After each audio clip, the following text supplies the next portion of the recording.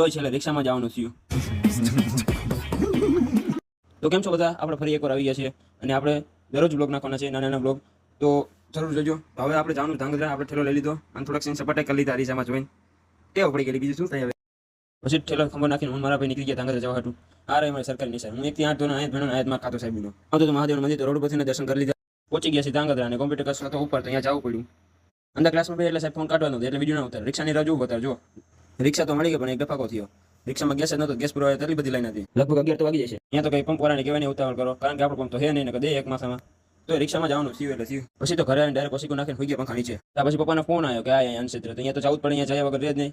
નકર તો ખબર હે શું થાય. આપણે તો નીકળી ગયા ઓલા લઈને. આપણે ક્યાં હતું? ઓલા લઈને હાલતું થઈ જવાનું, નહોતું રહેવાનું. પહોંચી ગયા અંશેત્ર. હાલો અહીંયા તમને જુનિયર કમો દેખાડો. અસલ કમો જ લાગે. ચલો જોવો.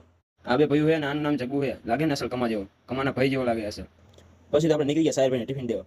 આ બેઠા સાહેબ, આ એમને કૂતરા જો. આપણે એની જગ્યાએ આવી ગયા. સાહેબ ગુસ્સે બહુ થઈ જાય એટલે